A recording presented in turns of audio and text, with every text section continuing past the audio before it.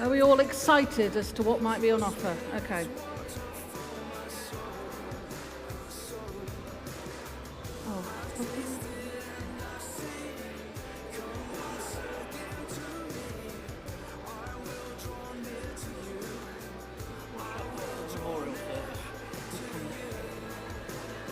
Okay, everyone.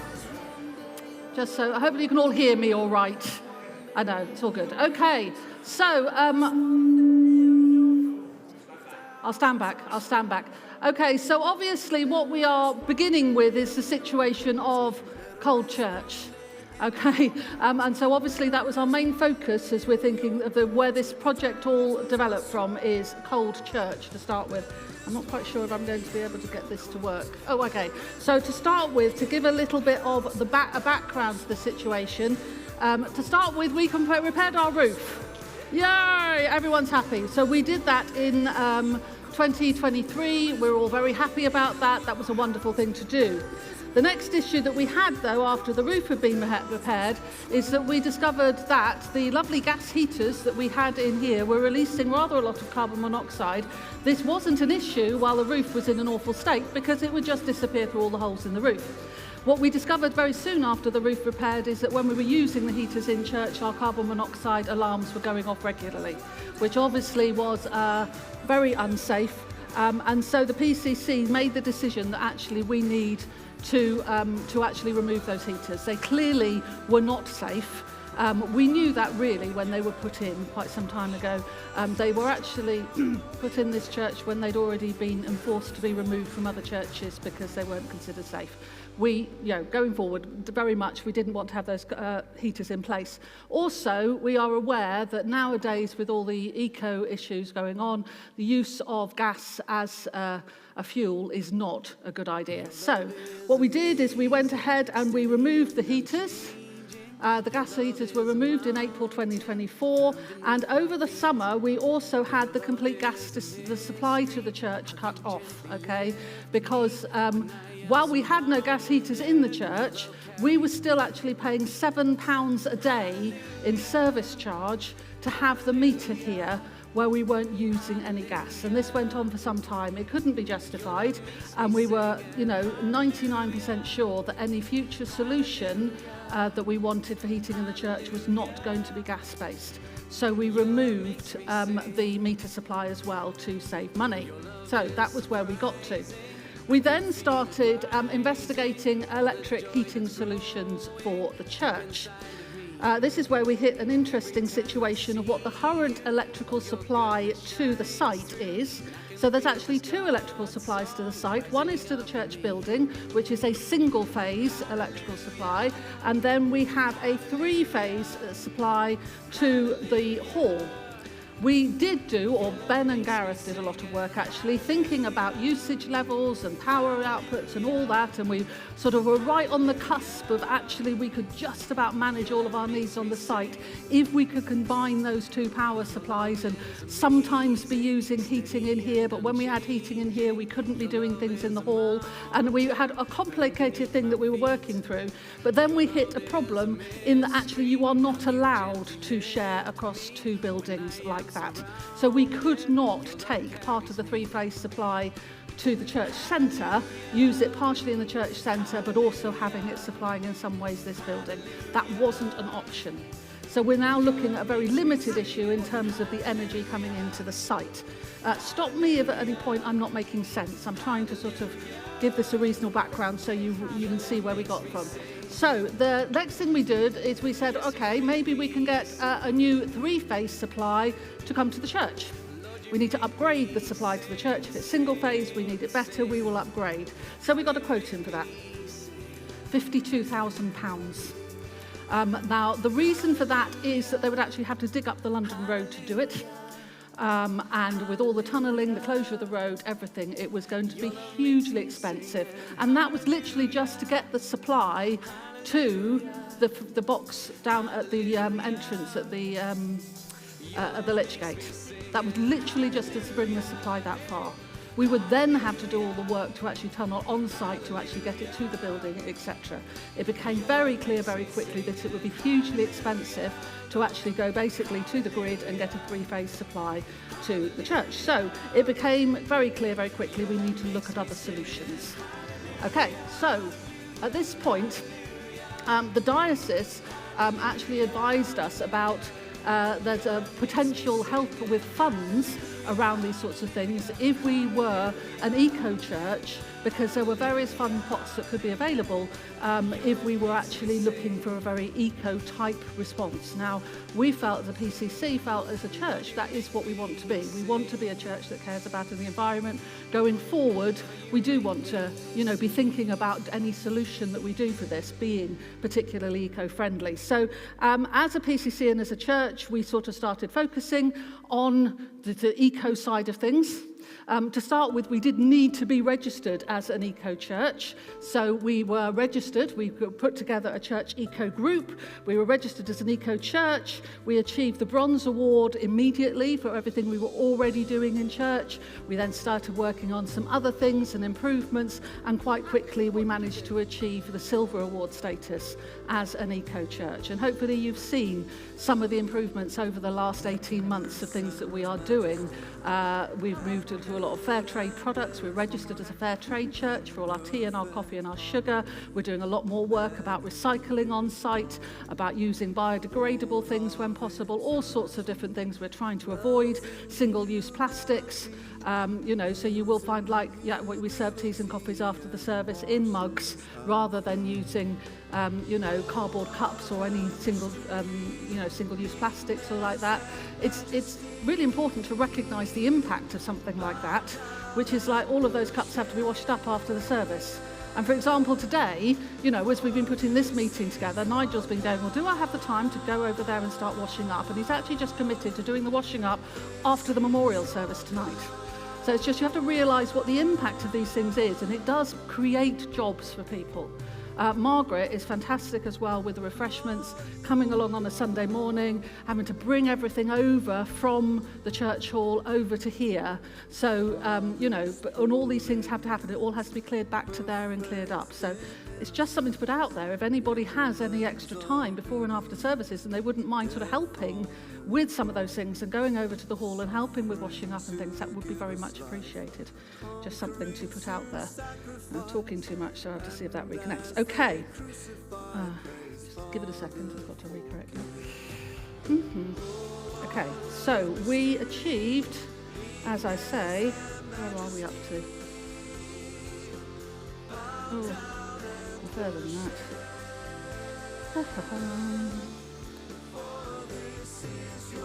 Okay, we then looked at some learning that we'd had from the roof project. Okay, so as you're aware, the issue of the roof here existed for a very long time. Over many years, there was lots of things that were looked at to try to get to the point of actually getting this repaired, and it was seen as part of a much bigger project for a while. And then the most recent thing is that we decided actually let's focus on the most important thing of actually getting the roof done. But one of the key things that we learned from that is that funders are much more interested in your project and much more likely to help you if you have a full specification for the project that you want. If you have all the details and you have decided fully what you are going to do and what it is going to cost, then actually as soon as you take that to funders, you are in a much better position. So the next thing we were looking at is going, okay, what is it we're going to want to do here? We want to get to the point of having a fully spec'd out project. That's our first aim, get to the point of a fully spec'd out project. So what we did, or Ben did, I think it's very important that Ben has been hugely, hugely fundamental in this, doing so much work behind the scenes. We approached the architect that we used for the roof project, and we basically asked him to come up with a quote for coming and speccing out a project, coming and maybe doing a couple of workshops with us, etc., as to what the solution might be, and then taking it all the way through to actually then defining the whole project.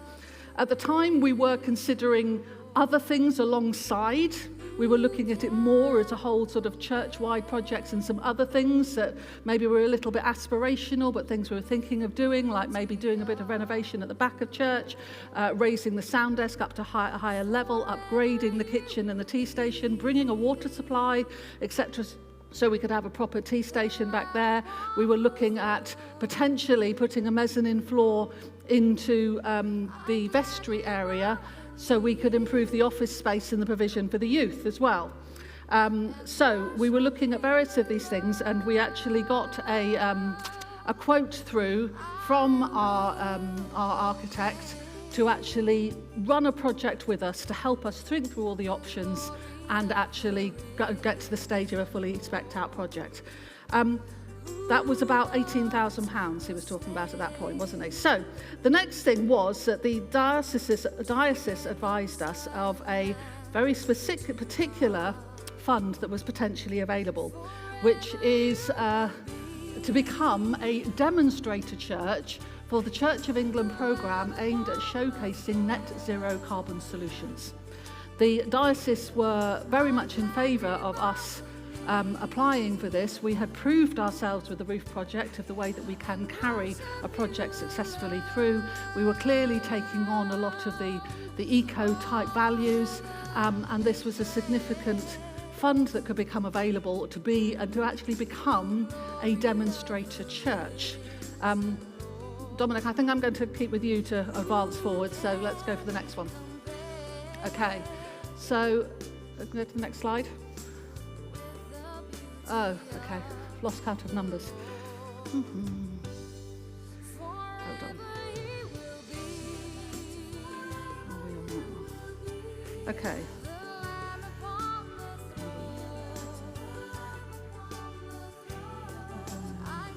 Okay, there we are. Okay, so an application was made by Ben. Again, Ben did a huge amount of work in early part of 2025, okay, to become a demonstrator church. There were 114 churches selected across the country to be demonstrator churches. This is countrywide, Church of England, and in this summer we were informed that we had been selected as a demonstrator church, which is fantastic. Okay, you think, yay, but what does that mean? Okay, what does that mean for us? So, a few things it means for us.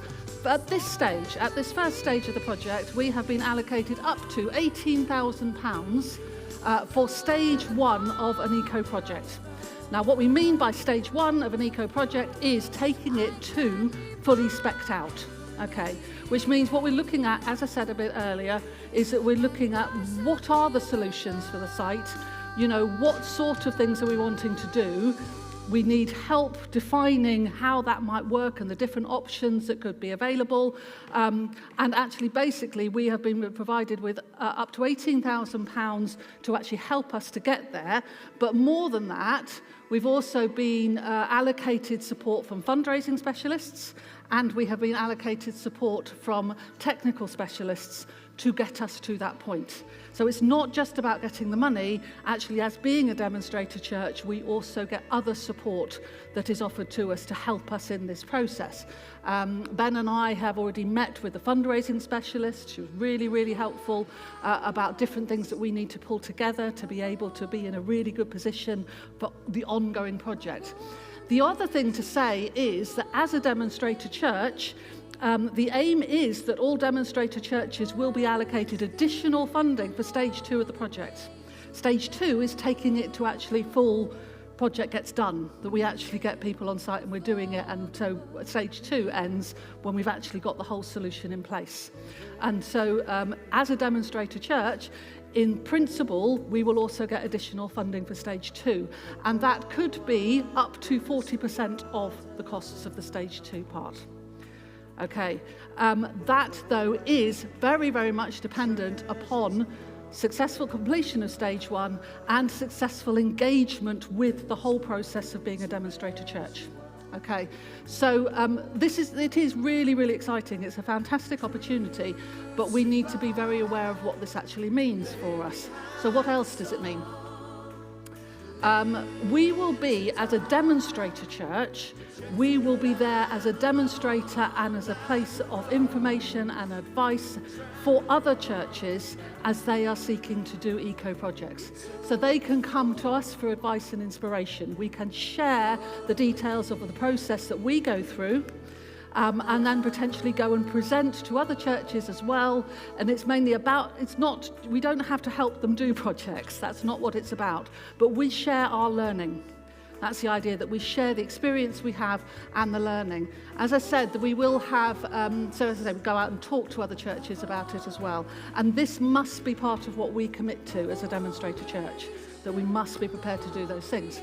As I said, we are being allocated fundraising support, specialist fundraising support and specialist technical support.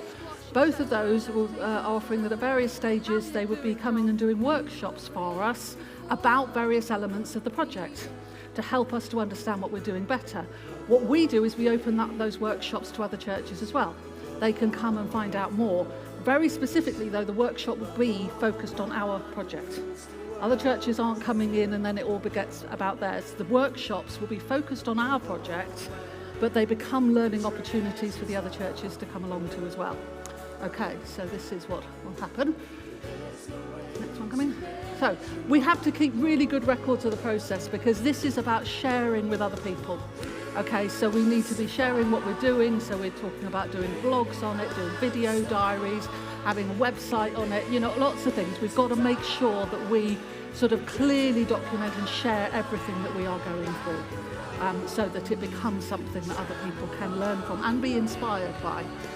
It is a big commitment, but it is also a great blessing.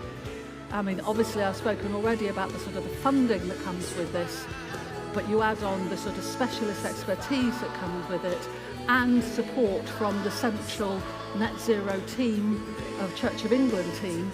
And also there's not, I haven't actually checked how many demonstrator the churches there are in this diocese. As I said, there's 114 across the whole country. I know is it just the two? Just two. The diocese are really keen to be alongside us with this. We're working with the net zero officer at the diocese, with the comms team at the diocese, because they want to take full advantage of this as well, that we can then become a resource to other churches across the diocese who can be inspired about what we're doing. Okay, so there's a lot going on. Where do we come to next? Maybe. Okay, so we have a project, okay? This is our new logo. Is that all right, people? I haven't shown this to you. I designed this yesterday. Is that all right? Do we like it? It's got the sense of heating, potentially roofy, churchy things, eco. This is our new logo. Okay, right, okay. So we have the project. It is the demonstrator project, okay? This is what we are going to be working on. As a PCC, one of the things we have done is we have established a demonstrator project committee. That does not mean that all the work is being done by the Demonstrator Project Committee. It's just that we recognise that there is a lot of conversation and work that needs to be done behind the scenes. It can't all be discussed at PCC meetings. It'll regularly report into PCC meetings. PCC is always the group that makes decisions. But we recognise that there's going to be a lot of ongoing work with this. So we have a Demonstrator Project Committee, which includes both PCC and non-PCC people. If there is anybody who says, actually, I would love to come and join and be part of that, come and tell me. Okay, because we do want as much support as possible with this. So if you'd like to come and be part of that, come and tell me, that would be great. The first thing that the Demonstrator Project Committee looked at was we looked at the history of everything that's happened. We were looking at the full detail of what it meant to be a demonstrator church.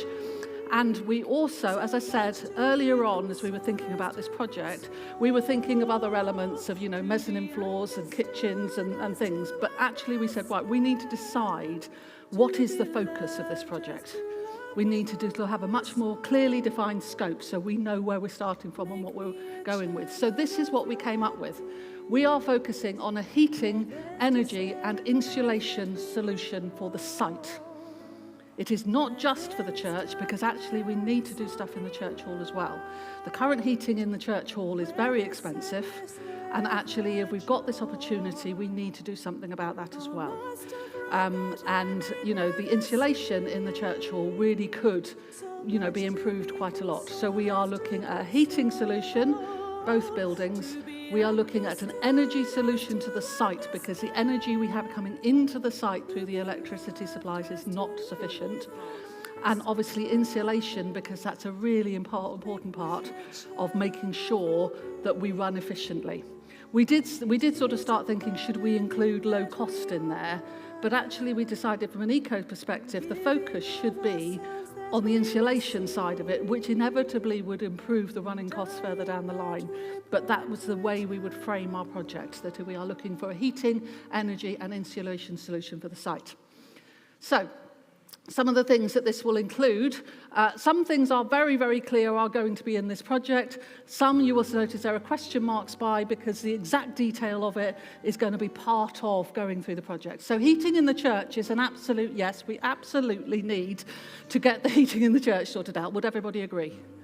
Yeah, excellent, good. I'm glad you're all on board. Energy to the site. We have to deal with. I mean, this is a problem that we've got to sort out getting energy into the site. One of the ways that might happen, and I've got to put the question mark by this because this is the sort of thing that will come up as we go through it, working with the technical advisors, etc., is how this will happen. We've obviously done quite a bit of looking at things over time, so a sort of high possibility would be to look at solar panels, and to look at solar panels both on the roof of the church centre, okay, but also on this lower south roof on this side of the church, on the basis of the fact that this is not a very visible roof line on the church on this side. You know, all the rest of it is very visible places, but the lower roof line isn't. So it's an ideal place to consider putting solar panels. And we could then look at, that's an amazing possible way of actually bringing energy onto the site that can then back up the existing supplies that we have. I'm not offering solutions at this stage, I want to be really clear, but these are some of the things that we've thought of. But we are being offered this opportunity to have the technical supporters around us, etc., to be able to work through some of these. As I say, improved heating solution in the hall, I think, is a must. There's no doubt about that. Underfloor heating and insulation in the church is a consideration. One of the reasons that I say that is that the floor is an absolute drain of heat. It's just literally a heat soak. I mean, anytime you get heat into the church, because of the type of floor we have, it just drains it completely. When we had the faculty to remove the pews and put the chairs in, one of the things that was raised, obviously, is the fact that we have got the plinths that they sit on. And we did say that we would be reassessing that when we looked at a heating solution for the church, because there could be a possibility of putting underfloor heating potentially throughout, or even we change the floor area just where the pew plinths are and we have underfloor heating under those areas. There's things to consider, okay? But that is one of the things to consider, is the heating, underfloor heating and or insulation, etc. for the church. That's really important. Underfloor heating insulation in the hall. Again, we've got the hall has got a relatively thin floor. It's a competent floor, it's a fine. You know, there's a bit of damage to it that we could do with. We've been looking at lots of ways of trying to repair that damage. It's surprisingly difficult. But there is a large void underneath that floor. And actually that makes it just a complete, like, again, your heat loss through there is horrendous. This is the sort of time that we can potentially look at that. Do we look at some sort of underfloor heating solution in there? Do we look at some sort of insulation solution in there, etc.? Again, question marks next to that. The other thing is to look at improvements to the entrance doors and some of the windows in the hall. Obviously, the main windows around the main bit of the hall were actually all double glazed with a grant, weren't they, Viola grant a few years ago. But the kitchen, the toilets, the front doors, they are not. So as part of it, to consider looking at the main doors to the hall, etc., and the windows in that end, as to whether or not we can look at that as a way of looking at improved insulation, etc., in that area. Okay, so those are just some of the things. And potentially, is there any way we can look at insulation improvements to church windows? Obviously, completely respecting the beauty of our stained glass, but all of these things have to be considered. Is there repairs that need to happen or whatever that can help with all of that? So these are all the sorts of things that might come into the project. Am I covering everything? I'm looking at all the people on the demonstrator committee. Yeah, lovely. Okay, so where are we next? Okay. But we need to be very clear about a couple of things. The funding coming through being a demonstrator church, the funding that has been offered from the Central Church of England, can only be used for net zero carbon aspects of the project. Okay, so we need to be very aware of that as we move forward. One of the things that we, definitely want to do is to replace the hall roof. Okay, because it's in a really bad state, it leaks, etc. We've got to replace the hall roof at some point. That will only become part of this project covered by this funding if the heating solution or the eco solution or whatever it is requires that roof to be replaced. If we are talking about putting solar panels on that roof, the current roof wouldn't support them, and therefore that would become part of the eco solution. If the energy that is decided, the route that we bring more energy onto the site is decided to be different, that would not, that does not require a new roof. This funding can then not be used for replacing that roof. That's what I'm sort of trying to say. Does that make sense? Yeah. So we've just got to be very aware of that as we move forward. The funding at stage 2 is not guaranteed. And the demonstrator grant team are trying to be very clear about that. There is absolute potential, but absolutely we have to engage fully at stage 1. So it is both about us completing stage 1 effectively, but also fully engaging in all of our responsibilities as part of that, in terms of working with communication teams, working with other churches, being a good demonstrator church, and actually coming up to the point of having a fully spec'd out job solution that is a good solution that continues to fit the remit of the demonstrator churches in the net zero carbon programme. Okay, so we need to be very aware of that. Okay, this is a great opportunity. It's a fantastic opportunity, but we must be aware that it is a big commitment. The PCC have obviously discussed this at length, and we are very hopeful that this is a project that the whole church is encouraged to support. I think for all of us, I think we'd say we are very aware that the roof project, when we got down to it to do it, was something that the whole church could unite behind. And it actually brought us together as a church, I think, really beautifully. And we could all see the purpose behind it, and we were all motivated together. We are very hopeful and have been praying that actually this project is something that the whole church would feel that they can get behind as well. We are trying to safeguard and improve this site well into the future, looking at different ways that we can use the site, making changes in this space, and potentially if we are able to look at the floor and actually levelling the floor in some way, this makes this space so much more user-friendly for all sorts of different sort of community activities.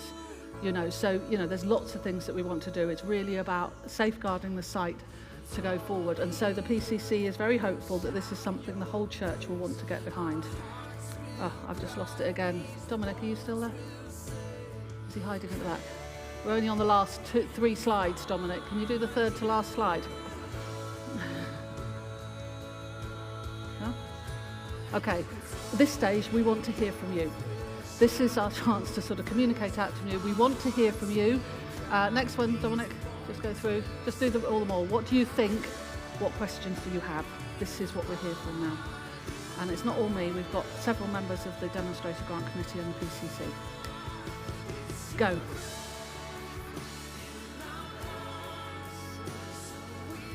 Thank you.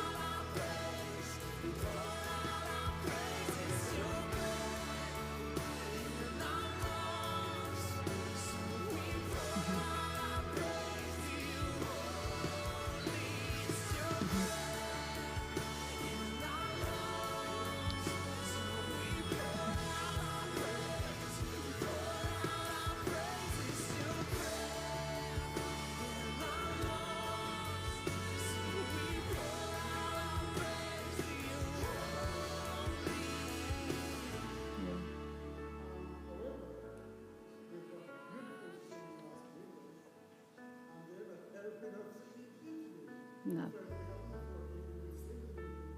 Yeah. There's a lot of things to consider. Yeah. The one big advantage of floor heating is it starts losing its heat after 2 metres from the ground. But we don't care about heating up there. All we want is from 2 metres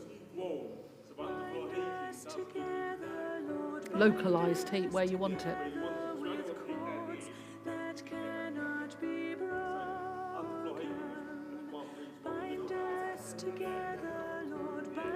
When I say, sorry, Carl, just to say, it isn't a case of two.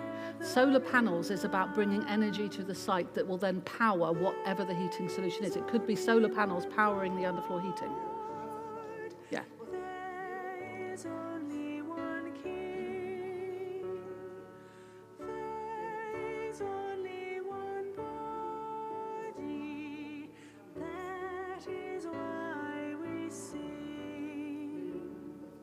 No, the panels are just about bringing the energy to the site that you then electrically send to wherever you need it.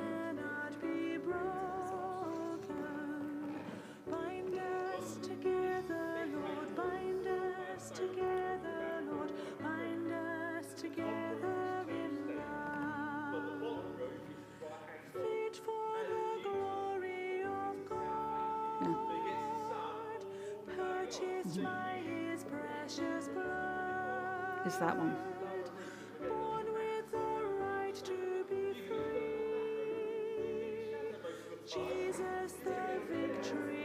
But it's not visible, yeah. So we're talking about potentially the hall roof as well. And actually both those areas do get a huge amount of sun on them. But as I say, the other advantage is it is not detracting from the beauty of the church as people look out to it, because that roof isn't so visible. Yeah, he really, really has. Sorry, Bob.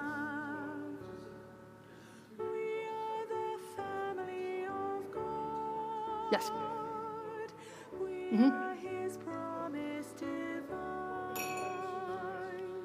We're looking at all of those things, which is why I put sort of the question mark next to the solar panels, just because I was trying to give an example, because I wasn't aware of people who really understood what I meant about how do we get energy into the site.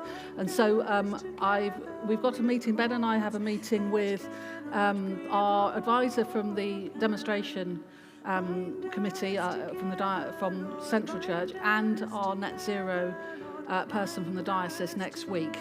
And that is about, we're going to be looking at getting technical people in to come and assess the site, to consider all the different options of bringing energy in. Exactly, ground source heat pumps, or air source heat pumps, all of these sorts of things, to actually say, right, these are the things that are possible, and we can start assessing from there.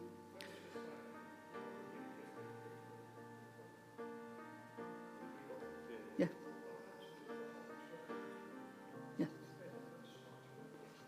It is much better for the structure, although that's when costs go up hugely. I mean, we've also been looking at using the sort of radiant type heaters, so like these ones that we have here, but positioned appropriately, probably closer to where the gas heaters were before, which actually then radiates out and actually gives sufficient heating to heat the whole seated area. Those are the other sorts of things that we've looked at over the course of this project so far.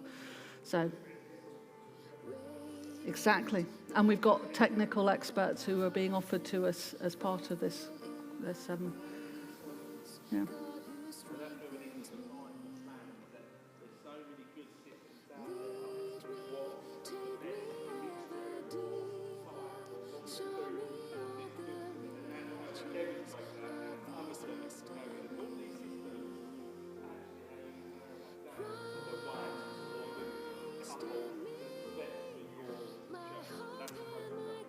Margaret.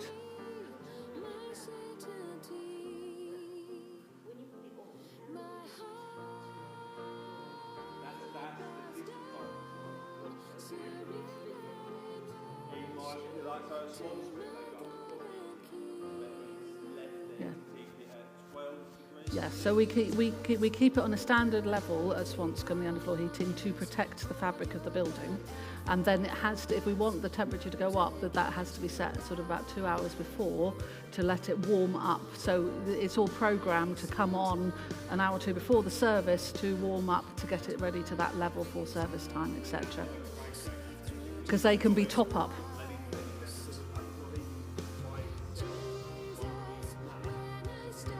Yeah.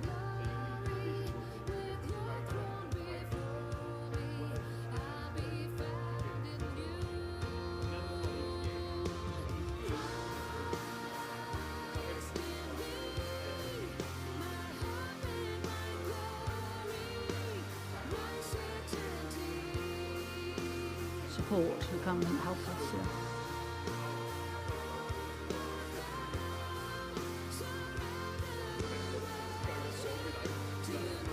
But I mean, just to say, as a PCC, we've sort of considered several things over the course of the last 18 months, but this is a wonderful opportunity of actually going, okay, now we can actually get specialists who can come in and advise us, because we've been looking at things and then, oh, hold on, there's a disadvantage of this and that, and we need those specialists. So now, to be at this point that actually we're being offered to be a demonstrator church, and we actually get those specialist advisors who will give us the time. They are not advisors who will be selling their own products. These are independent specialists who will come in and give us that technical advice.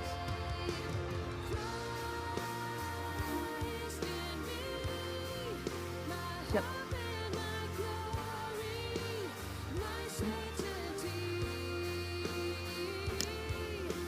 Mm-hmm. Yeah.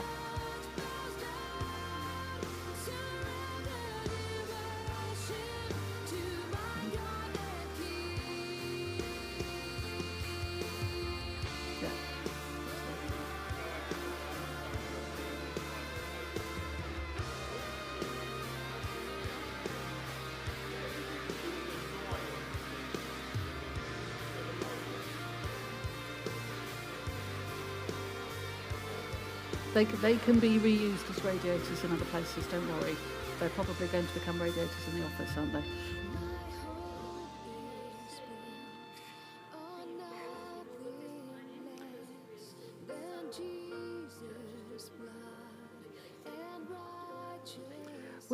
We've had some interesting discussions about the DAC and PCCs recently. The fact of the matter is that anything that is done in the church, we have to go for faculties for so many things, and the DAC will have their say.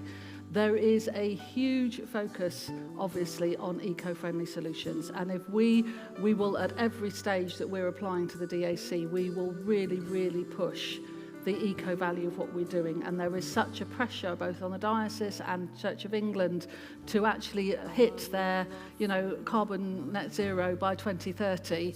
The DAC would have to have very, very, very good reasons, and so often they will come to us as if they've got all the, so I'm careful because we're being streamed, but that they have all the technical know-how, and therefore they assume that we don't. As part of this project, we are going to have the technical know-how. Okay, so they can't come back and say, well, you haven't thought about this and you don't understand this and that. We are going to have the technical specialists and the advice, so we absolutely do understand it. So that puts us in a good position with them, I think.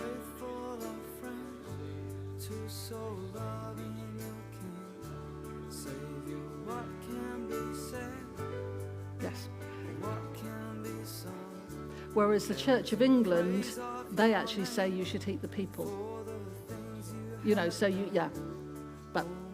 So we know it could be a problem, but, so it's, yeah. Yeah, we have fun, don't we? We do, we love the DAC. I know. Sorry, Ken, sorry you hadn't actually. Yeah, we love them.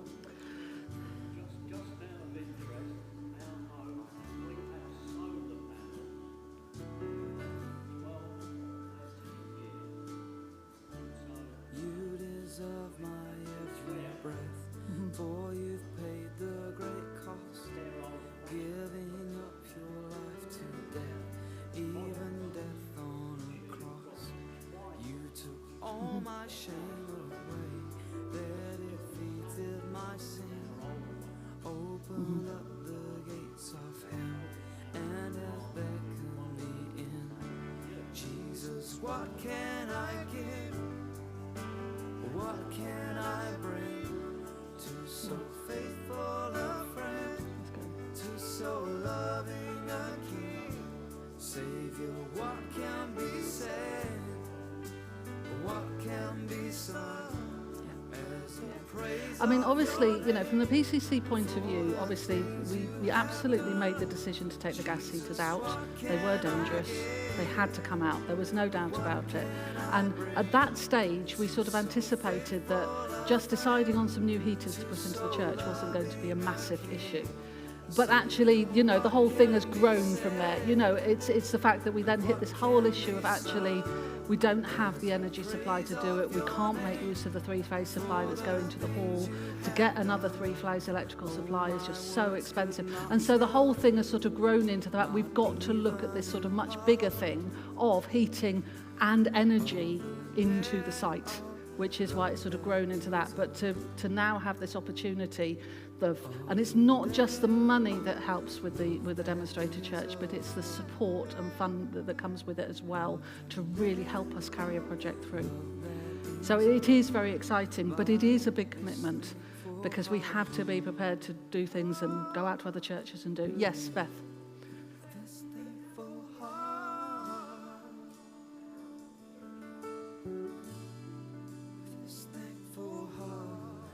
As part of this project, we actually meet. That's very good. Sorry, just in case people didn't hear, Beth was asking how long are we a demonstrator church for, and how will we get feedback as to whether or not we are doing well enough to be considered for funding in stage 2, etc. This is a very much a working alongside the demonstrator team at all stages. So Ben and I had a meeting with Abby, who is our coordinator person, in early September, along with representatives from the diocese. Ben has met with her again since. We've got another meeting next week. So we are constantly working and integrated with them.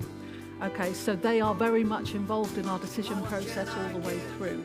So in that sense, they are steering us to make sure that we make the good decisions to ensure that we are going to be, on the right track to be successful at stage 2. In terms of how long we're a demonstrator church for, I think we should think of it in terms of the 2030, because that's the aim of the diocese and of the Church of England of being carbon neutral.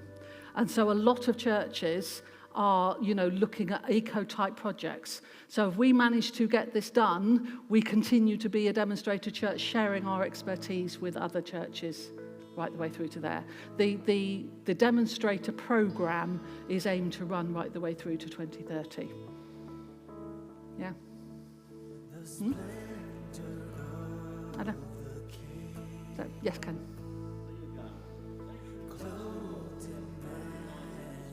Mm-hmm.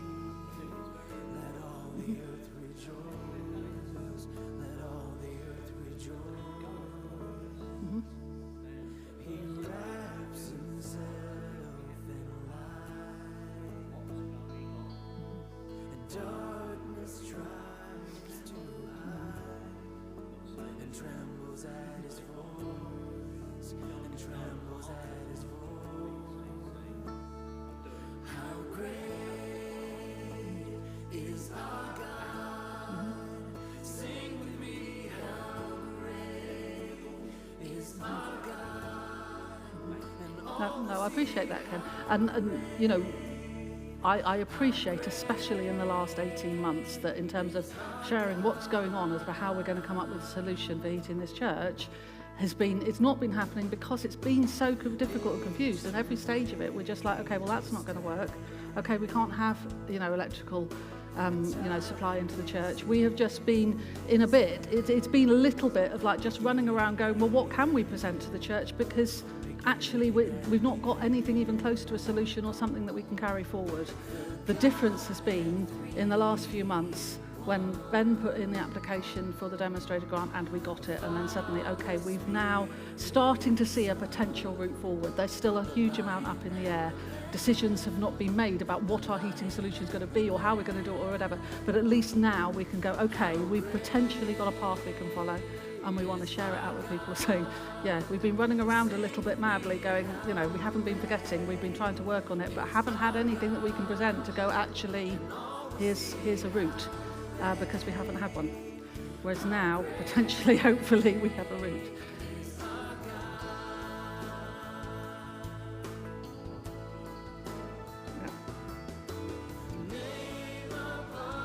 Yep. Yep.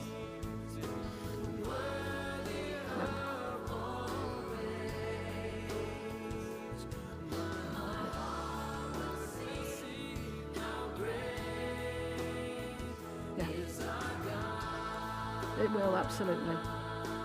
Yeah. And as I say, we're looking at doing blogs and video diaries and all these sorts of things that people can access, because it's good to do it just for the church family, let alone being a demonstrator church, so we'll be able to offer it to others. So Bart will be our video expert for doing all of that, won't you, Bart? Yes, excellent. Lovely. Yeah. No, we'll just hold on to him. I won't sign him off. Don't worry. I'm not going to sign him off till it's done.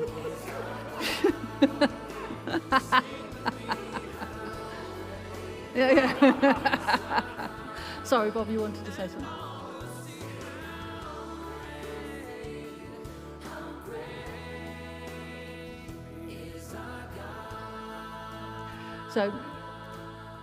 So what initially at this stage, what we're talking about is something called a case for support, which effectively can be exactly that. And so Jude's not here at the moment, but she's been the person on the committee who's been tasked with starting to pull that one together. So a case for support is something that we're trying to do for MCK as well, so Jude's had enough of case support.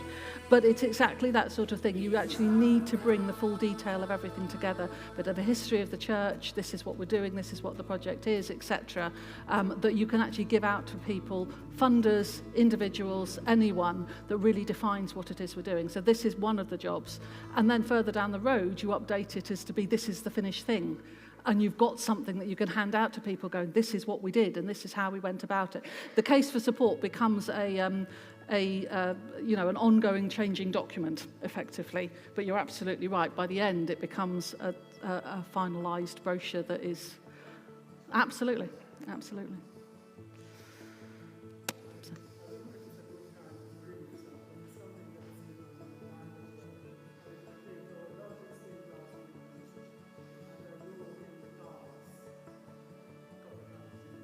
There's nothing worth more that will ever come close.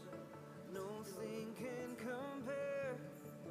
You're our living No. One, it's a huge cost. I mean, I can understand what you're saying. It's a huge cost, and it then does detract from the beauty of the windows and the light coming through them. Yeah.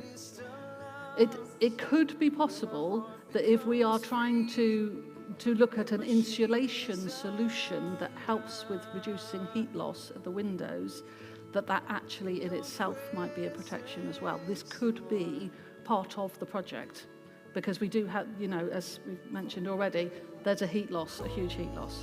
So the project is wide open at the moment, but you're absolutely right, that could be considered as part of it.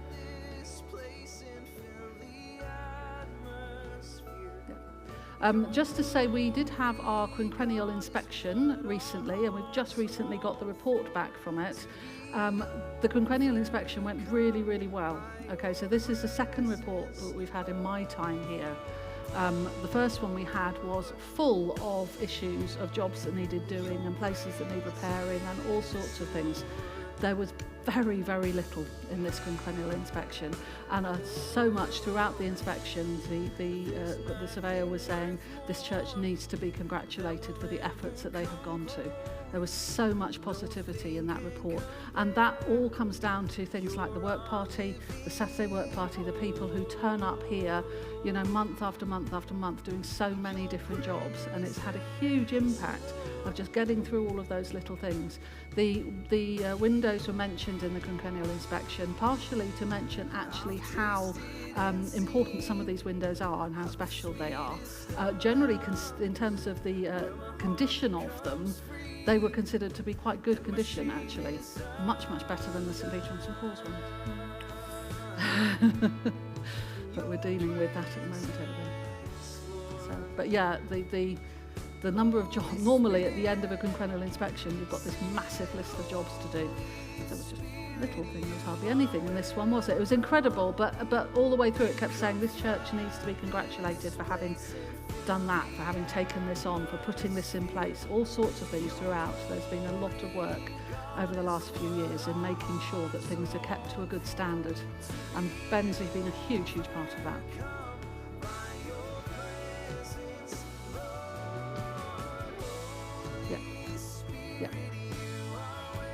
So anybody who's available on work party days to help, please, if you can, please do come and help, because it makes a massive, massive difference.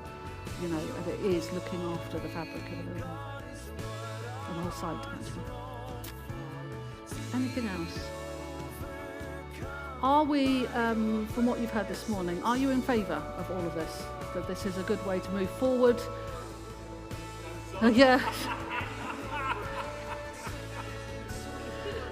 Now we have very specifically made sure that this meeting is streamed. I probably should have used a microphone around to other people, but I wanted to make sure that actually, and then the presentation obviously very much is. So we will share, I mean that's on the YouTube channel for the church, but we'll specifically share the link to it in the WhatsApp group and on the newsletter as well, so people are specifically directed to it so they can come and watch the presentation and know what we're talking about. Okay, so and going forward, you know, we've got to do a lot more to be recording and presenting and all of that, but at least hopefully this gives a good you know, a good overview of what we're looking at here. Is that all right? In which case, Bart, can I invite you to come and pray? Excellent. Let's pray for it.